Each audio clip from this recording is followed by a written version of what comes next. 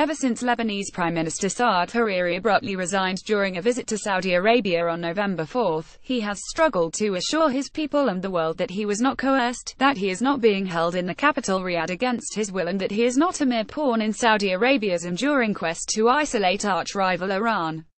Few believe him. That a Lebanese politician should be targeted by a foreign entity isn't so unusual. After all, Lebanon has been a proxy battleground for Middle Eastern machinations for most of its existence.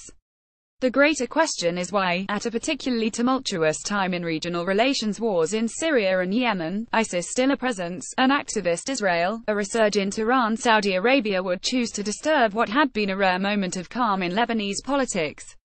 The answer can be found in the outsized ambitions of Saudi Arabia's newly ascendant Crown Prince Mohammed bin Salman. As the 32-year-old prepares to take power from his ailing 81-year-old father, he has embarked on a series of ill-fated foreign ventures, including a costly and bloody intervention in Yemen's civil war and a diplomatic freeze on the small but wealthy Gulf nation of Qatar, which he accuses of supporting Iran. Qatar shrugged and responded by deepening ties with Tehran. The Yemeni war has become a humanitarian catastrophe, one made even worse when, after intercepting a missile attack on November 4, the Saudis shut the country's air and sea ports, blocking aid to some 7 million civilians at risk of starvation. But the intervention in Lebanon, a country comprising competing religious sects that shares a tense border with Israel, could prove to be the most ill-fated of all. In 2016, with Saudi encouragement, Hariri's Future Movement Party formed a power-sharing government with militant group Hezbollah, in order to end a political stalemate. But Riyadh now seems to be souring on the deal, accusing Hezbollah and Iran of supporting anti-Saudi rebels in Yemen.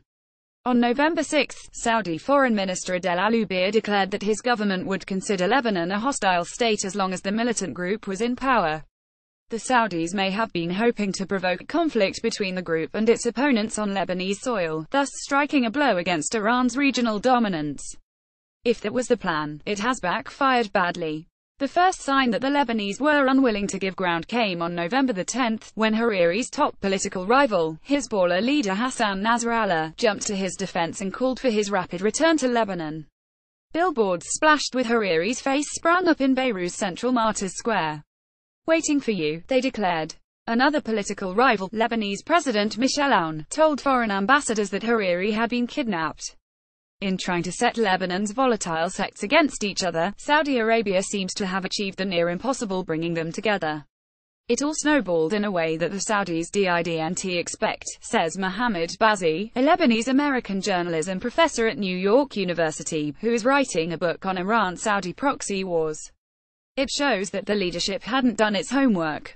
Salman is also unlikely to have had much support in this gambit from the US, even though he enjoys a close relationship with the Trump administration and shares a personal bond with Trump's son-in-law Jared Kushner.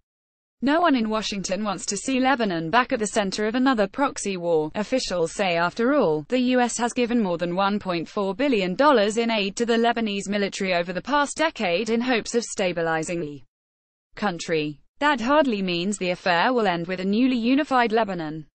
The opposite is likely.